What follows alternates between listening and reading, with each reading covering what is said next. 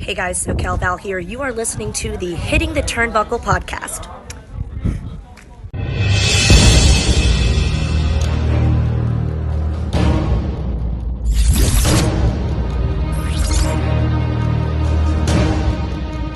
Welcome back to Story Time with Adam C. Baby. Yes, it is the Hitting the Turnbuckle podcast. Yes, it's Thursday, and you know what that means. It's AEW Dynamite review time, and I'm joined by the man that's broke down more Forbidden Doors than anybody in the world. He's got more gimmicks than anybody in the world, but today he reverts back to his old and lovely gimmick of Dynamite Man. Dave D. MD. Hello, Dave. Hello, mate. How are you? I'm all right. Are you packed and ready to go on your holly bobs tomorrow? Yes, mate. We're all set, I think. So We're all don't set. panic, everybody. Dave will still be joining us. Oh, yeah. I'm taking all the kit. I couldn't let down the nation of the Hitting the Turnbuckle fans. We're in the nation, the world. Yeah. Couldn't let down the world. So he will still be joining us, but he's having some much deserved and well deserved relaxation with the girlfriend and the little one, and getting prepared. It won't be relaxing, mate. No, Just a change of scenery. Just a change of scenery, and also preparation for the arrival of the new little one. The new Dynamite Man, Dave. Creating my own faction. Creating the faction Robinson. Anyway, let's start with usual bits of AEW news. It does turn into lead into Dynamite, but the brackets for the Owen Cup, both male or female, have been announced. They were announced on Dynamite, but I've got them here, and I'm going to start right at the top. CM Punk versus Satoshi. For fuck's sake. Yeah, go on, Dave. I don't know if I can help you with that one, mate. Satoshi Kojima. There we go.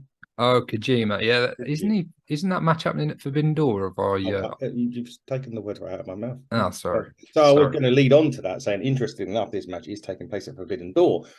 I thought they announced it at the end of Dynamite, but it was all a little bit of a rush at the end of Dynamite. Getting like Excalibur went into Excalibur mode and announced about 15 matches. So I couldn't be sure, to be honest. But yes, it is at Forbidden Door, which would be interesting because that means he'll be sharing the arena with the Elite. Yes. Which could be, calamitous, depending on what's going on. Anyway, we'll discuss all this in a second. The other side of that bracket, so the other side of the draw, Roddy Strong and Samoa Joe next week on Collision. Take My Money Part 3 on that one. The other side of it, again on Collision. So the next 3 matches, the one I've just announced and the other 2 are going to be on Collision next week. Dustin Rose, Powerhouse Hobbs, Juice Robinson, and Ricky Stark. So, Dave, before we touch on the women's one, what do you make of the men's? Yeah, it's be a decent little tournament, I think. Yeah, I think there's a few. I'd like Dax to be in there. I'd probably like Jeff Jarrett to be in there, but we spoke about that a few months ago about Jeff potentially being in the Owen Hart, but I suppose he's not really positioned as somebody that's particularly likable at the minute or ever. So yeah, maybe not. But yeah, there should be some good matches in that. Yeah, so I said, Strong and Joe will be delightful. I imagine Kojima and Punk will be excellent. That's because Kenta pulled out. He didn't want to have the match with Punk, so that ruined that one. But anyway, women, and I'm going to make a point after this. So, next Wednesday on Dynamite, your namesake, DMD, takes on Ruby Soho. This week on Rampage, it has already been recorded, no spoilers here. Anna J.A.S. and Sky Blue will be on Rampage this week. On Collision on Saturday, Nyla Rose and Willow Nightingale. And this Sunday at Forbidden Door, which I think is going to be the most interesting match of the first round, is Athena against Billy Starks. What are your thoughts on that one, Dave? Yeah. Is Billy Starks signed now? No, we don't know. Yeah, got really, really pleased that she's getting that match at Forbidden Door as well. I'm trying to think of who the favourites are for the respective tournaments, to be honest with you. I'm trying to think who my predictions would be for the overall winner. But there's definitely some matches in there that you would go 50-50 that you wouldn't say straight away this guy's winning or this girl's winning. So yeah, it's Yeah, I do like the Owen. I like what they do. Mm. Keeping Owen Hart's name alive in wrestling, and having the wrestling fans of Owen to be able to pay tribute to him, because he's never going to go in the Hall of Fame, and there's nothing going to happen with the WWE. So at least with this tournament, we get to see a few clips of Owen and watch a few of his highlights from the past, and yeah, it's a good thing. I like that, Owen. Yeah, me too. The interesting point I was going to make was that DMD won it last year. Yes, she did. Adam Yeah, Cole won it last year, and he's not defending the trophy. yeah, Not sure why on that. You don't think he should have been? yeah. You'd assume that he would, but yeah, not sure. No, me, but that's one for another day. Now Collision. I already announced the match. There was last week's Collision done 800 and something thousand viewers, so probably good, probably a solid start. They announced Andrade versus Brody Lee, so take money, my money too. Yeah. They've also announced CM Punk, FTR, and Ricky Starks against Jay Robertson, Juice and the Guns, and that leads us into Dynamite, which the opening contest, and again for the second week in a row, did not involve Orange Cassidy or Orange Bollocks, as Zach Jr. calls him. This week's Dynamite kicked off with the Hardy Boys and the Guns.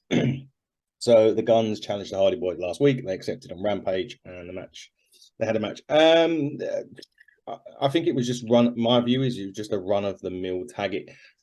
The Hardys are obviously limited now, and you can see that they're limited now, which is I feel for Jeff. Mm. And it's uncomfortable to watch at times, to be honest with you. Yeah, he's not the Jeff that we all know and love. You know, the Jeff that we remember. He's been through a lot physically, mentally. You know, a lot been going on the last few years. I don't begrudge him one last run, but I don't think he's got too many left in him, to be totally honest. No, and we have to remember they are obviously 40 odd years old, and they've been doing this for 20 odd years, and they've been doing crazy stuff for about 20 odd years, and not just it's starting to show, isn't it? It is, unfortunately. Long story short, Guns pick up the win. It was an okay, fine opener. Basically, those aforementioned Ricky Starks, Juice Robinson, and not Ricky Starks, not necessarily Jay White, Juice Robinson, also come out, took out the Hardys, and basically that's written Jeff off because he can't go to Canada because of said issues that you mentioned.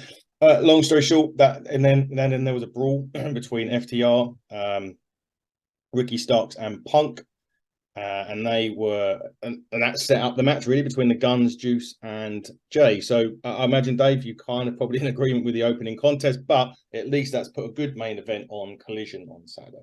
Yeah, a bit of continuation from the opening night on Collision as well. That leads back into more Punk and FTR and Bullet Club stuff. So yeah, obviously FTR have got the history with the Guns as well. So yeah, I like it. I'm glad Ricky Starks will be in a main event and featured prominently, because he has kind of been on and off the radar recently. So yeah, Collision main event is a good thing for Ricky Starks too. It is, and it gives him a nice rub working in there with Punk, no matter what your view on CM Punk is. The next match was a complete clusterfuck. It was the brawl, the concession stand brawl, which went everywhere else as well, back into the ring, everywhere. Basically, it went bloody everywhere. There was a bit where Karen Jarrett hit Big Briscoe in the face with some ketchup. They pushed him off a ladder. There was a bit where Sonjay Dutt got involved, Lethal got involved. They were disguised. There was Satnam Singh come out, Papa Briscoe come out, chokeslam Lethal through a table. Yeah, chokeslam. That was a decent chokeslam. It was. That brought out Satnam Singh. He then went nuts, chokeslam Briscoe, the Best Friends, the Lucha Brothers, and Christopher Daniels, of all people, done a 5-way super kick. There was and then the Phoenix one with his imploding senton. And then a super kick by Penta to Jarrett into the roll-up, and Briscoe wins. An absolute cluster fuck of a match, but still quite fun. Yeah, I thought it was fun. I much preferred this than the tag match on Rampage. I thought this was the way they should have. We didn't need to see Aubrey, did we? No. In a wrestling match. This kind of made up for it a little bit. I thought it was a lot of fun, and I do hope they move on from it now. it served its purpose, but I didn't mind it. No, it was okay for what it was. I think it's the best way of looking at it. Yeah, I'm glad Mark won. That was the main thing for me, that Mark came out looking strong and Jarrett didn't pin him and continue it on for another week. Yeah.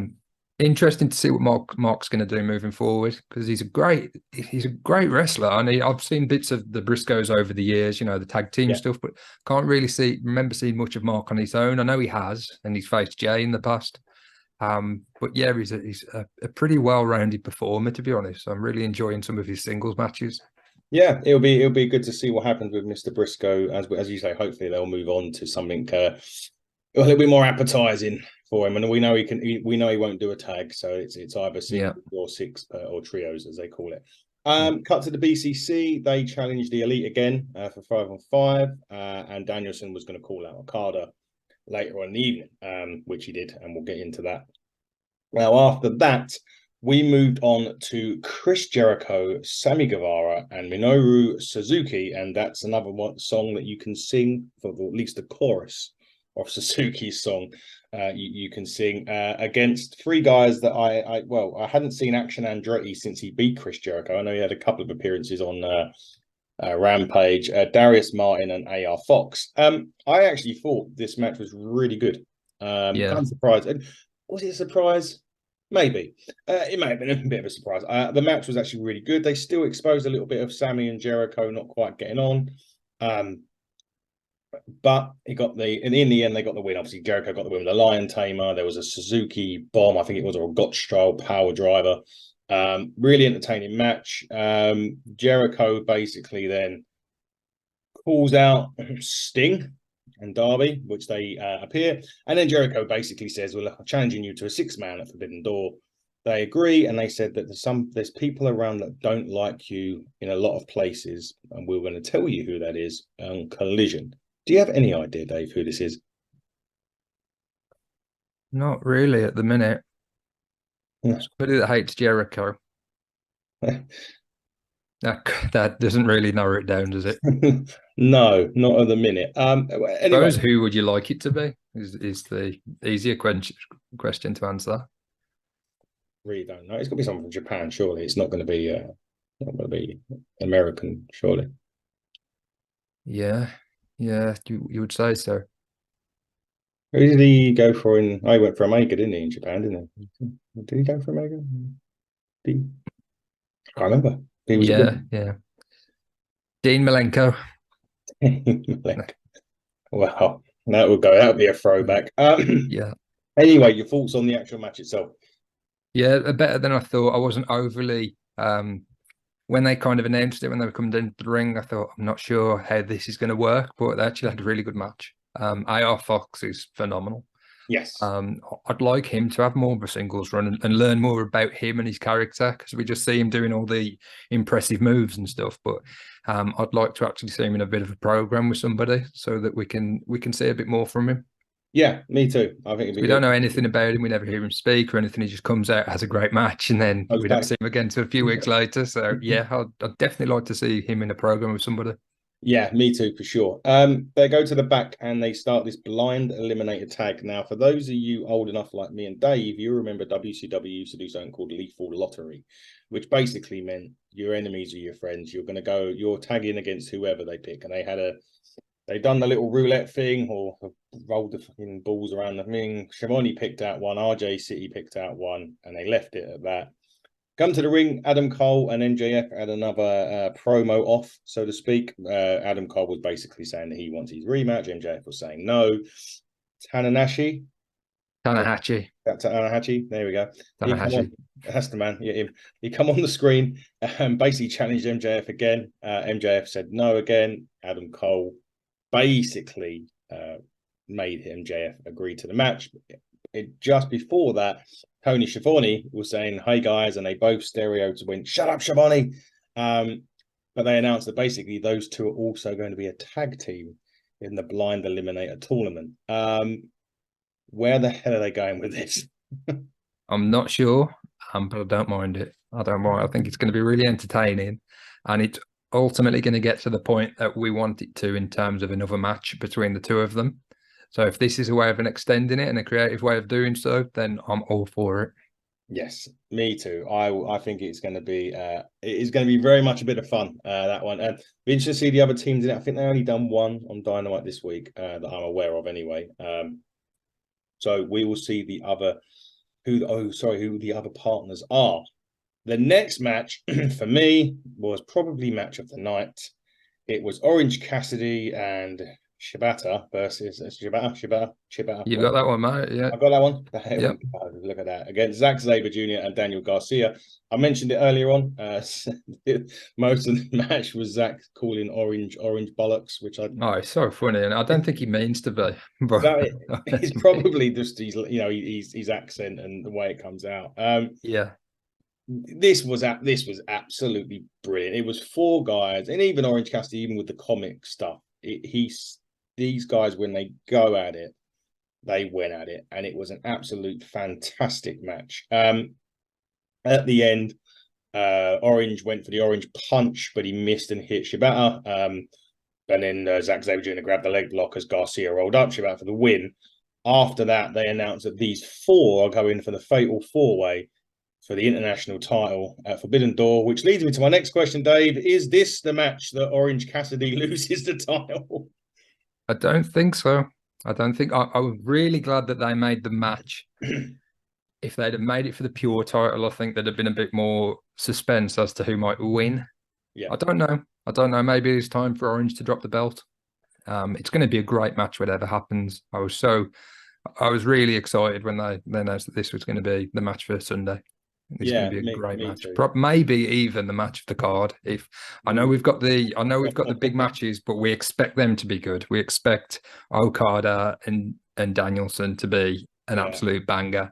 I think this will be little bit of a dark horse. We know it's going to be good, but I think it's going to exceed those expectations. There we go. There is your prediction. Dave thinks that is going to be match for Forbidden Door. Side note, we'll be back with Gary Joe from Honor the Elite on Sunday to run through the Forbidden Door in full. We're going to be bringing back our prediction show. And again, it's nice to be having Gary Joe back to join us from Honor the Elite on Facebook. We can't wait for that. So that's happening on Sunday. So keep your eyes peeled to our channels. There was a bit with Will Ospreay at the back. Basically hating on Canada, not wanting to go to Canada. Don Callis basically says, "Hey, I've got some personal security that you can use here, Will. What do you want for it? Nothing, just courtesy kind of thing." And which we're probably going to lead into the main event. Maybe Ospreay beats Omega for the first time. I don't know where they're going with that.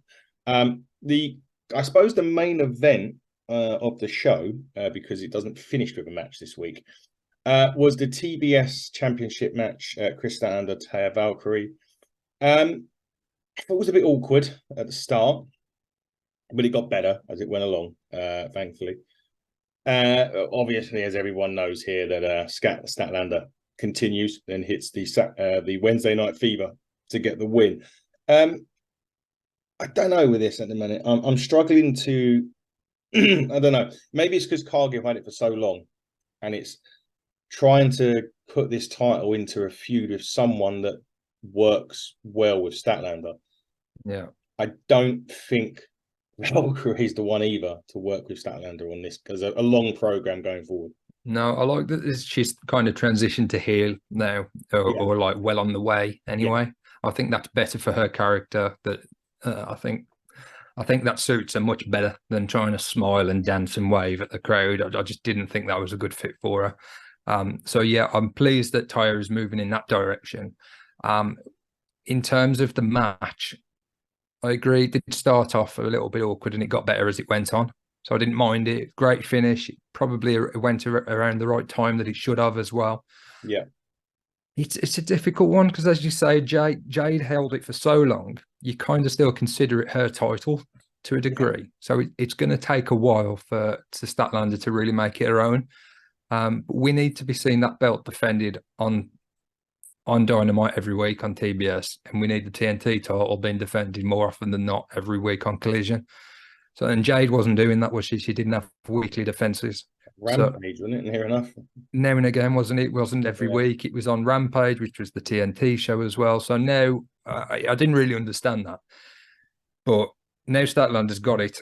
It should really feature prominently, and it was the main event in essence. So yeah, they need to carry on and build a bit of momentum for it, I think. Definitely so. Side note on the TNT title, Christian Cage will be addressing the TNT title this week on Collision. That's good of him. That's nice of him, yes, to do that. I'm not The Luchasaurus, yeah. Yeah, well, it's Luchasaurus's title, we presume, at this point, anyway. I do like that story, though. I really do. The fact that basically Christian is pulling all the strings, and it will ultimately lead to a match between them two, won't it? But it's interesting to see how they get there. It will be, yeah. And Christian loves Christian as a heel is much better than Christian as a face. Definitely. Sure. So the final portion of Dynamite this week, as we know, there was a little back and forth. Well, BCC challenged the Elite. The Elite had Kenny Omega. The Elite accepted the BCC's challenge for the 5-on-5. They announced Eddie Kingston as number 4. Eddie basically early on in the night said he doesn't respect him, doesn't like him, and they basically left because of that. We know what we do know is that was a pre-recorded segment because they actually weren't in the arena that night, because obviously Punk was there, which is going to be interesting on Sunday. But anyway, Kingston comes out.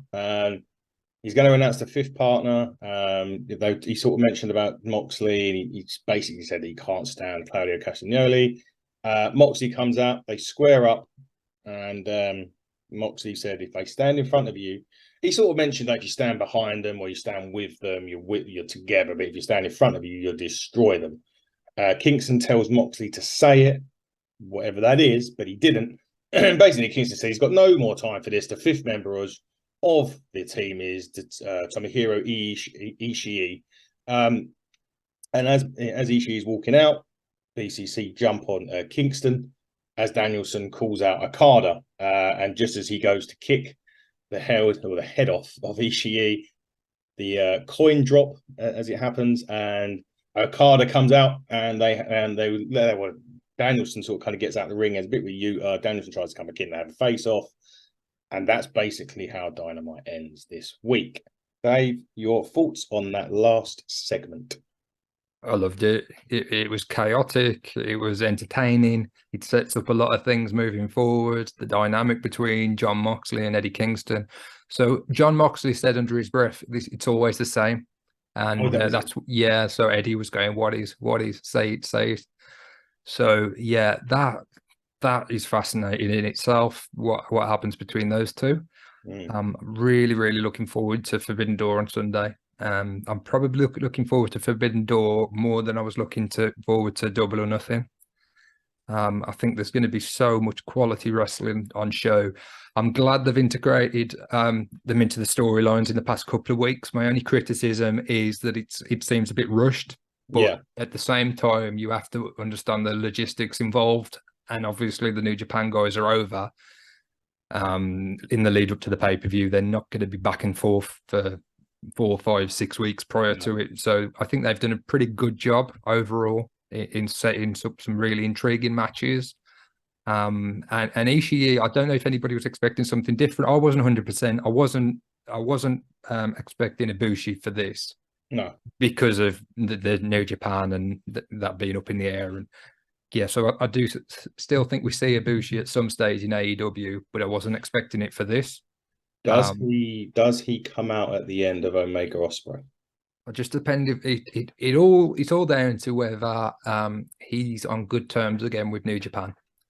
I don't think it will stop him from working with AEW, but they may not be willing to showcase him on one of their shows or a co-produced show. So yeah, I definitely think we're going to see him at some point this year, probably this summer. We still keep talking about blood and guts, and I do think sooner or later down the line in this story we're going to see that. But I'm just going to try and look forward to what we're going to get this weekend, to be honest, because there's 4 or 5 really, really solid matches in there, which all could be match of the night contenders. The favourite, obviously, either Ospreay, Omega, or Danielson, Okada. But yeah, as I said earlier about the Fatal 4-Way, there's like a real good undercard. They did announce on Rampage. I said there's no spoilers, but we're talking Forbidden Door. Yeah. Adam Cole, Tom Lawler. Okay. Tom Forbidden Door. Lawler. Mhm. Okay, I don't know much about him. Okay, so Yeah. do I? Yeah. Not. Well, I'm pretty sure he was MLW. Okay. Sure, he was an MLW wrestler. He was the world heavyweight champion. Okay, you'll have to forgive me. I haven't watched a lot of MLW. But yeah, if he was the champion there, he's obviously highly thought of. So He was a I'm mixed sure that'll be martial another artist. good match. Yeah, Yeah. mixed martial artist in UFC. Yeah. Independent. He did make his Ring of Honor debut in 2014, company of Red Dragon against the Bucks. Yeah. But I've lost my full fans now, mate. They'll be like, how does he not know who that is? They're like, Dynamite, man. Oh man. You've let us down. Now, Collision. There was another match announced for Collision. Strickland and Tanahashi. Tanahashi. Yeah, him. Hash brown. Yeah. Again, it's take my money Saturday, I think. Yeah. That should be, well, I mean, why Swerve not on Forbidden Door? You could argue. I know Hashi's got a match against MJF for the AW Championship, which he ain't going to win. Yeah. But that match should be all shades of awesomeness, Dave. Yeah, well, in recent memory for me, like last year's Forbidden Door when Tanahashi went against Moxley, what a match that was. So to see him back again, first against Strickland and then against MJF, yeah, they're like dream match types. I mean, I'm not the biggest New Japan fan over the years. We haven't really had the access to it No. in early days, and now it's a subscription service, and I've got that many subscription services for different wrestling platforms. I haven't got the New Japan World one.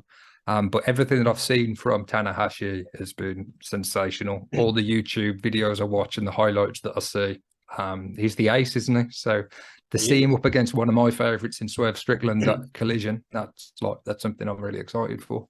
Something that I'm really excited about, and we will be reviewing Collision at some point on Sunday, along with the Forbidden Door. I might be on the beach. My background might be a little bit different. Dave might actually have the beach. Yeah, he may well be there on the beach building a sandcastle with your daughter, or she could be burying you in sand. Yeah, nothing would stop me from missing the Collision review, though. That's You my see commitment to see this channel. You see this bit of paste of yellow open up where he's been buried. Yeah. He's still trying to talk through the Collision. What we've got coming up, we will be sitting down for an extended interview soon with Buff Bagwell. We're going to be talking all things NWO and all things Buff the Stuff. That is coming soon. Next week, we are heavily plugging our show, Buckle Up. We've got the magnificent Scotty Rourke joining us. We've got Aluna Blue joining us next week as well. So we're going to have a really busy next week, but it's all really Buckle Up week, really, for us as we move ever closer to our show, which we have now just had some extra seating allowed. The venue has allowed us to put some extra seating out so we can accommodate more of you little fuckers. If you want to join us, go on to Ignite's page, or just go onto our Twitter page at HTT Buckle. You'll see the signs, the posts, or whatever we've put up there for that. But yeah, Buckle Up, 23rd of July. Cannot wait for that. Dave, we'll soon be sitting down with Mr. Bagwell himself, so I'll let you prepare your questions. And we will be back very soon. Well, A, we'll be back soon with Buff Bagwell, but B, we'll also be back very soon with some more review shows, some more top 10s tomorrow. Top 10 gets released tomorrow, our latest one. Will Dave still be in a job? It was top 10 women, wasn't it? No, it wasn't women, Dave. No, it wasn't. It was managers. Managers. I had a lot of women in my top 10 managers. That's why. Yeah. He did indeed. And we have come up with a lot more top 10s, which are, well, actually me, to be fair, was coming up with a lot of top 10s while sipping some rum punch yesterday. So it should be, we're going to do that. We're going to be doing top 10 finishers. An interesting one for you guys is top 10 missed opportunities in wrestling. Think of that one while you have your beans on toast for your dinner. Guys, this has been the Hitting the Turnbuckle podcast with Dynamite Man Dave, DMD. and a Adam Cole. Jesus, Adam C, baby. Until next time, buckle down, stay safe. We will see you soon.